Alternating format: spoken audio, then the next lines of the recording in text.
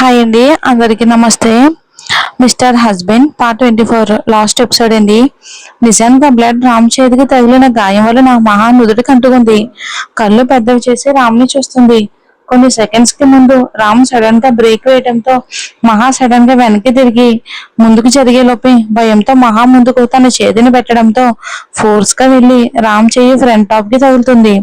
మహా హెడ్ రామ్ చేతికి తగలడంతో అక్కడే ముక్కలైన గ్లాసు రామ్ చేయికి గుచ్చుకుంటుంది. బ్లడ్ వస్తుంది. అది కాస్త మహా హెడ్కి అడ్డుకుంటుంది. మహా అంటూ కళ్ళు పెద్దవి చేసి చూస్తాడు రామ్. తన గుండె వేగం రెండింతలు కొట్టుకుంటుంది. భయంతో తల పై చేతిని పట్టుకుని లేచి రామ్ చేతిని చూస్తుంది మహా.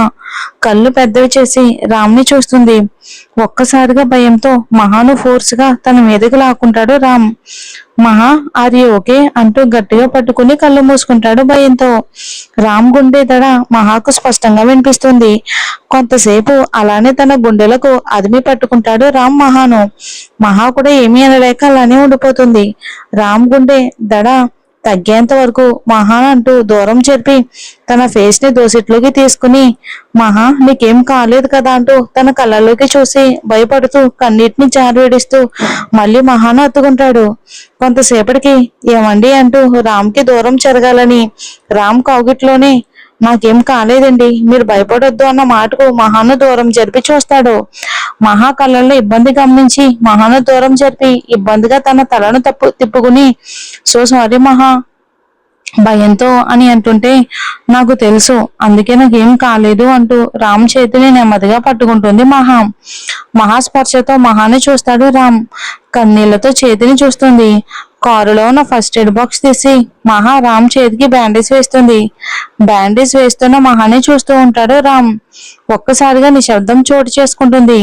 బ్యాండేజ్ వేస్తూ చూడండి, అక్క ప్రమాదంలో ఉన్న మాట నిజం, కానీ ఇప్పుడు మనం బాధలో మన నమ్మకాన్ని మనోధైర్యాన్ని కోల్పోతే అక్కని వెతకలేం. అక్క కోసం మీరు ధైర్యంగా ఉండాలి. ఇది వరకు చెప్పిందే కానీ మళ్ళీ తప్పదు. వీలైతే అక్కను వెతికే ప్రయత్నంలో మీరు మీ మనోధైర్యాన్ని కోల్పోవద్దు. మన ఆలోచన శక్తిని నశింపచేస్తుంది అని అంటుంటే మౌనంగా ఉంటాడు రామ్. మనం ఇంకా ఎక్కువ ఆలోచించాలి రామ్, మనం కేవలం అదే ఆలోచించాలి అని అంటూ రామ్ని చూస్తుంది. రామ్ మహాని చూస్తూ అంటూ తలూపుతాడు. నానమ్మ మనం ఎంత ప్లాన్ చేసినా వాళ్ళిద్దరిలో చేంజ్ వస్తుంది అనిపించడం లేదు అంటూ మహాలో జరిగిన సంఘటన చెప్తూ ఉంటుంది. రమ్య చూడు, వాళ్ళిద్దరూ ఒకటి కావటం అంటే అది ఒక్క రోజులో జరిగే పని కాదు, నెమ్మదిగా జరుగుతుంది. జానకి లాంటి అమ్మాయిని ప్రేమించాడు రామ్. తనని మర్చిపోవటం అంత తేలికపాటి విషయం కాదు. ద్వేషంలోనే జానకిని మర్చిపోలేదు, ఇంకా ప్రేమలో ఇంకెలా చెప్పు. జానకి సీత ఈ ఇద్దరు అక్క చెల్లెళ్ళ రూపం శరీరాలు మాత్రమే వేరు, కానీ ఆత్మ ఒకటే. అందులో అంతులేని ప్రేమ మంచి మనసు కలగలిపిన వాళ్ళు. అందుకే మాంగళ్య బంధం కంటే విలువ ఉన్న తన అక్క ప్రేమే ఈ బంధం కంటే ఎక్కువ విలువైనదని తన నమ్మకం. అది కూడా ఒక విధంగా నిజమే. పవిత్రమైన మనసులో నిస్వార్థమైన ప్రేమ ఎప్పుడు పవిత్రమైనదే. అందుకే రామ్ సీతని ప్రేమించే తన బంధాన్ని గట్టిపరచుకోవాలి అని నేను నెల రోజులు ఒకరినొకరు అర్థం చేసుకోమని చెప్పాను. కానీ మనం ఒకటి మర్చిపోకూడదు, వాడు సీతని చూసిన రోజులు, సీతతో మాట్లాడిన రోజులు వాడికి జానకి జ్ఞాపకాలే తనకి గుర్తుకు వస్తూ ఉంటాయి. కానీ ఇందులో నుండి కూడా వాడు గుర్తించుకొని సీతలో వాడు జానకిని చూడని విషయం ఏంటంటే సీత రూపం అంతే, కానీ రామ్ రూపానికి కాదు మనసుకే విలువనిస్తాడు. అందుకే వాడి మనసులో సీత స్థానం ఏంటని వాడికి ఎప్పటికీ తెలియకపోవచ్చు. ఒకవేళ వాడు సీతని మంచి ఫ్రెండ్ లా చూడగలుగుతున్నాడు అంటే వాడి మనసులో సీత తన స్థానం సంపాదించుకోవటానికి మొదటి మెట్టు ఎక్కినట్టే. ఇక ఎటువంటి బంధంలో అయినా ఉండాల్సింది నమ్మకం. అది జానకి మీద వాడికి అంతులేనిది ఉంది. కానీ తన చుట్టూ చూసిన జరిగిన చిన్న సంఘటన తన మనసు చుట్టూ ఒక సన్నటి పొరలా చేరింది. అది జానకి తన ప్రేమ ఎప్పుడు రామ్కి చెప్పలేదు గనక. అందుకే ఒకవేళ లెటర్ నిజమే కావచ్చన్న నమ్మకమే కానీ జానకిని అనుమానించింది కాదు. ఇక సీతపై తన నమ్మకం. నాకు తెలిసి వాడు సీతని మొదటి నుండి నమ్మాడు. అది జానకి చెల్లెలనే కావచ్చు, కానీ నమ్మాడు. అందుకే సీత రోజు జానకి చేతిని అడగమని చెప్పినప్పుడు సీతని నమ్మాడు. జానకి వెళ్ళిపోలేదు, తనతో ఇంకేదో జరిగింది. మా అక్క మిమ్మల్ని ఎంతలా ప్రేమించిందో నాకు తెలుసు అని చెప్పినప్పుడు నమ్మాడు. అంటే సీత రామ్ మనసులో రెండో మెట్టు కూడా ఎక్కింది. అందుకే ఆ రోజు సీతని నేను అవమానకరంగా మాట్లాడినప్పుడు వాడు అది భరించలేకపోయాడు. నన్ను, నా వయసును, నా ఆరోగ్య పరిస్థితి కూడా వాడికి గుర్తుకు లేదు. కేవలం సీత కన్నీళ్ళే వాడు మనసును కరిచి పారేశాయి. అంటే రామ్ మనసులో సీత తను ఎక్కాల్సిన మూడో మెట్టు కూడా ఎక్కేసింది. కానీ అది రామ్కి తెలియలేదు. కారణం జానకి మీద వాడుకున్న ప్రేమ. అది సీతపై ఉన్న ప్రేమని తెలియనివ్వటం లేదు. కానీ నానమ్మ, ఒక్క మనసులో ఇద్దరి ప్రేమపై ప్రేమ, ఇది ఎలా సాధ్యం?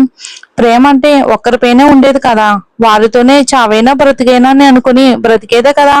అది జానకి వదినని ప్రేమించి అన్నయ్య మనసులో జానకి వదిన స్థానం సంపాదించి సొంతం చేసుకుంది. మరి మహా అని అంటుంటే చిన్నగా నవ్వుతుంది సీతాదేవి. ప్రేమ ఒక్కరిపైనే కలుగుతుంది అనుకుంటే తల్లిని ప్రేమించి తండ్రిని ప్రేమించలేం. కుటుంబాన్ని ప్రేమించి మన ఆడపిల్లలు ఇంకొక కుటుంబంలోకి వెళ్ళి ఆ ఇల్లు, ఆ కుటుంబమే మన సర్వస్వం అనుకోలేం. ఒకరితో ప్రేమలో మోసపోయి కూడా మళ్ళీ జీవితం వైపుకు ఇంకొక అడుగు వేయలేం. కానీ ఇక్కడ జానకి వదిన అన్నయ్యని మోసం చేయలేదు కదా. మరి మహా ఎలా అన్నయ్య మనసులో స్థానం సంపాదించుకుంటుంది? ఎలా అంటే ఏం చెప్పాలి అంటూ, సరే నీకొక భగవంతుడు శ్రీకృష్ణుడిపై నమ్మకం ఉందా అని అంటుంటే, ఒకటి చెప్పు. ఆయన రాధను ప్రేమించి రుక్మిణిని పెళ్లి చేసుకుని ఎలా ప్రేమించాడు? ఎలా అంటే ఆయన దేవుడు, కానీ ఆయన దాల్చిన రూపం మానవ రూపం కదా రమ్య. మానవ రూపంలో ప్రతి మనసు ఒకటే అంటూ మనుషుల్ని భగవంతుడితో పోల్చకూడదు. కానీ ఆ భగవంతుడు కూడా మనిషిగా పుట్టి మనసు అనే విషయంలో ఒకే విధమైన భావాన్ని కలిగి ఉన్నవాడు. అలాంటి శ్రీకృష్ణ పరమాత్ముడు కూడా రాధని ప్రాణంగా ప్రేమించి రుక్మిణిని పెళ్లి చేసుకున్నాడు.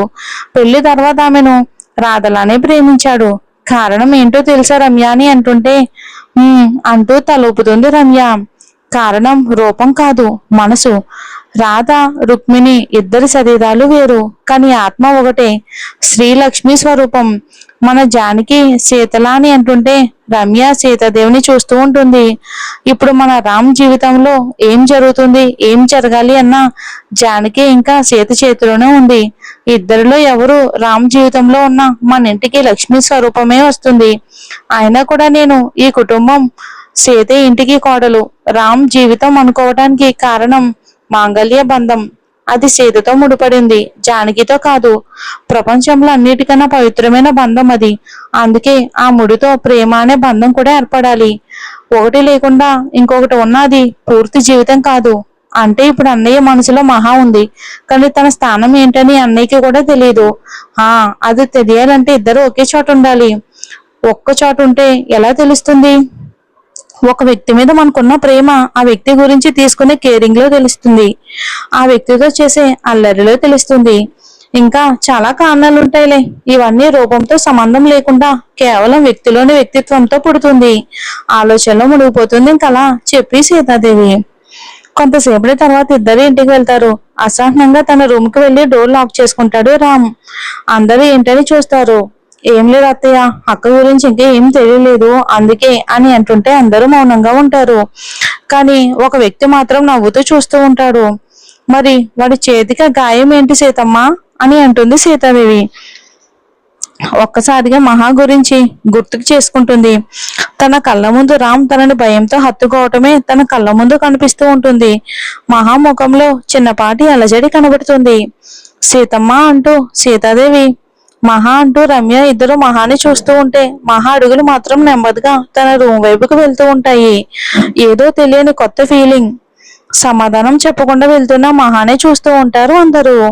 అదేంటి నానమ్మ, మహా ఏం చెప్పడం లేదు అని అంటుంటే, ఏదో జరిగింది అందుకే మన మంచిగా అనుకోవాలి.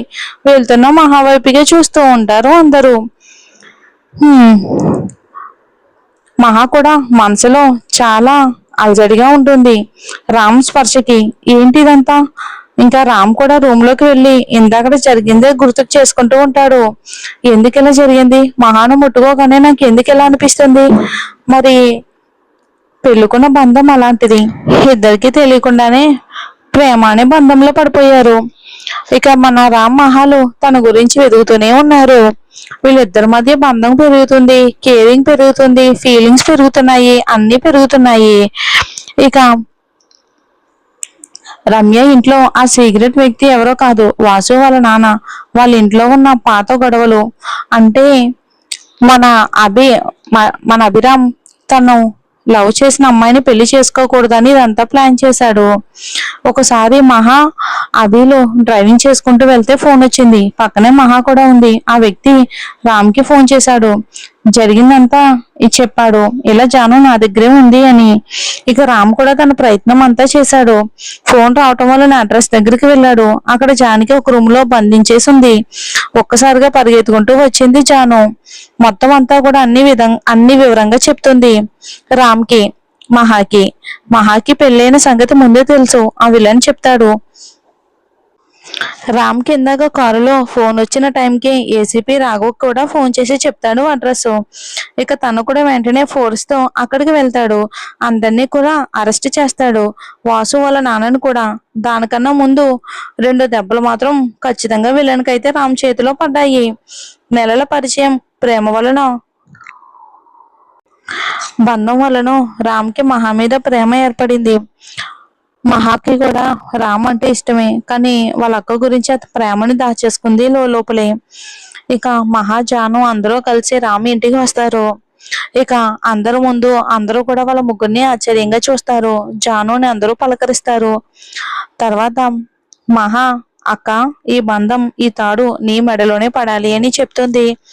ఇక మహా జానుతో, జాను కూడా నో, అలా అనకూడదు. ప్రేమ అనేది నాది, బంధం నీది. దేవుడు మీ ఇద్దరికి రాసి పెట్టాడు. కాబట్టి ఈ బంధం నాది కాదు.